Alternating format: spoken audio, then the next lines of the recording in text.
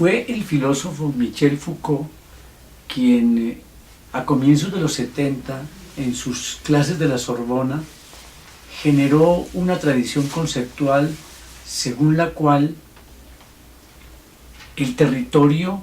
debe definirse como aquella porción de espacio que es objeto del arte de gobernar. Y en particular, esta cuestión de gobierno del territorio solamente habría sido posible en sentido estricto a comienzos del siglo XVIII, después de una larga secuela de guerras durante los siglos XVI y XVII, en el que lo contingente fue la paz y lo permanente fue la guerra. En esa perspectiva, Foucault señala que no había condiciones durante estos dos siglos, XVI y XVII, para garantizar el ejercicio de la soberanía y por lo tanto el ejercicio del gobierno, porque sencillamente todos los estados estaban inmersos en el ejercicio de la defensa, o del ataque o de la defensa, es decir, de la guerra. Y en ese sentido, no había condiciones de largo plazo para el crecimiento económico y la expansión demográfica. La guerra no lo permite. De hecho, las guerras coinciden con épocas de gran recesión y con gran mortalidad de los habitantes de los países. Desde esa perspectiva era evidente que no había condiciones para gobernar, que son condiciones que exigen por lo menos tres cosas. Uno, atender las necesidades de la población. Dos, ofrecer seguridad a los ciudadanos. Y tres, gestionar el territorio, que no es otra cosa distinta que poner en marcha las políticas públicas. En este contexto, a comienzos del siglo XVI, ya era evidente la crisis generalizada, particularmente de la Iglesia, asociada a los privilegios y a su enorme poder político, que empezó a ser cuestionado por quienes veían a su mismo interior a esta Iglesia como un grupo que había perdido el camino de la Iglesia de los primeros días, de la Iglesia de los primeros cristianos. Es así como a comienzos del siglo XVI asistimos al comienzo de la Reforma Protestante, particularmente a partir del año de 1517,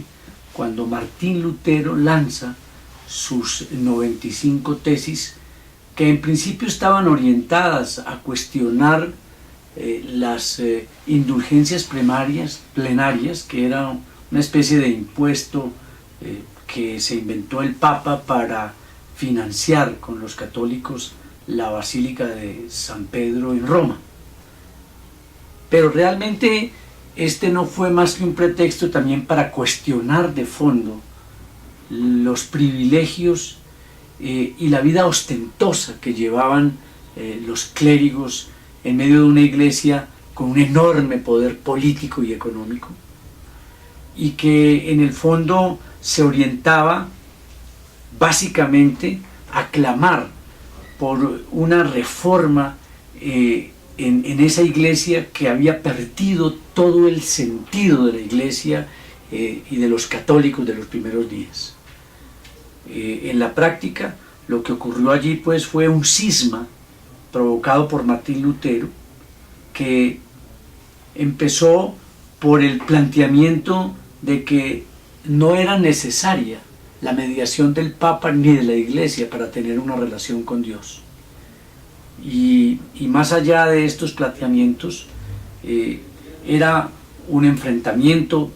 directo contra los dogmas católicos para señalar que era simplemente la lectura del Evangelio el que permitiría orientar la vida de los cristianos. En 1920, Lutero rompe definitivamente con la Iglesia Católica, literalmente rompe la bula papal que le exige abdicar de sus posiciones, y desde este momento empieza la Reforma Protestante a incidir sobre una serie de confrontaciones que después se confunden con la guerra y que son en la práctica guerras religiosas que se van convirtiendo en guerras políticas.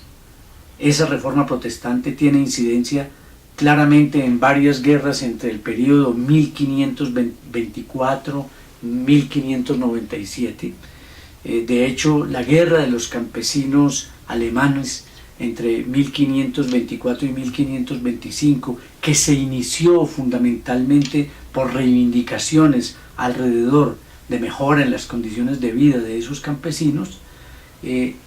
usa el pretexto de la religión y particularmente de la Reforma Protestante como una alternativa frente a los poderosos. También los primeros enfrentamientos directos entre católicos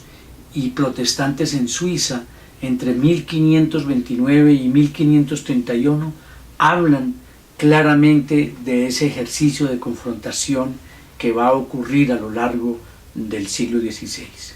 Y sin duda, la guerra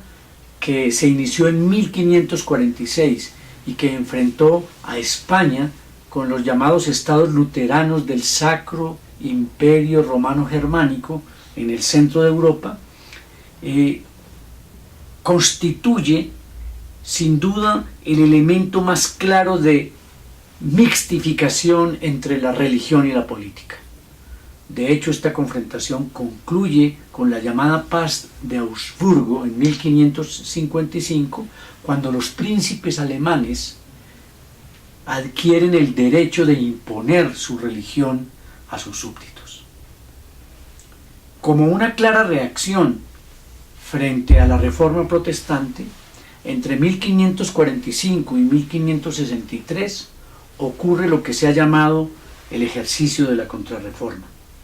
Se convoca el Concilio de Trento como un acto de confrontación, de contrarreforma en relación con el luteranismo, en este caso en relación con la Reforma Protestante. Se reafirman los dogmas de la Iglesia y se deslegitima cualquier espacio para la diversidad. De hecho, la gran conclusión de este Concilio de Trento es que fuera de la Iglesia no hay salvación. Y en la medida en que Lutero y sus seguidores no aceptan este tipo de planteamiento, se crea en la práctica, a partir de 1563, el cisma entre la religión católica y la religión protestante. Desde entonces se profundizaron los conflictos entre los partidarios del protestantismo y los partidarios del catolicismo. Ese conflicto va a desembocar en la llamada Guerra de los 30 Años, que ocurrió entre 1618 y 1648,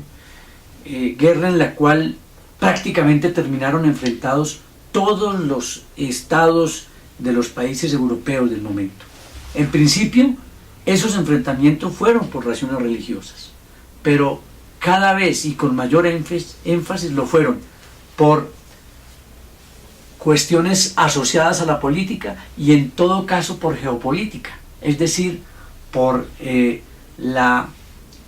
interés de algunos de estos países, claramente España, Francia e Inglaterra, de imponer una hegemonía. En estas condiciones, lo que fue evidente es que, por ejemplo, las guerras entre España y Francia, dos naciones católicas, mostraban que no importaba de qué religión se fuera, lo importante es marcar la hegemonía en Europa. Y mostraban además de manera simultánea la derrota de los poderes eclesiásticos y el surgimiento de una civilidad que fue muy importante para la construcción europea en medio de la diversidad. Las posteriores guerras entre España e Inglaterra, una España católica y una Inglaterra anglicana, que es una derivación del protestantismo, no es otra cosa que guerras de hegemonía política y militar que fueron poniendo la agenda civil por encima de la agenda religiosa. Finalmente, en 1648 la llamada Paz de Westfalia, que es una especie de primera liga de las naciones, una asociación pionera de las Naciones Unidas, constituye el acuerdo fundamental alrededor de aspectos tan importantes como la soberanía, como el Estado-nación moderno. Y aunque las guerras se suceden hasta muy entrado el siglo XVII,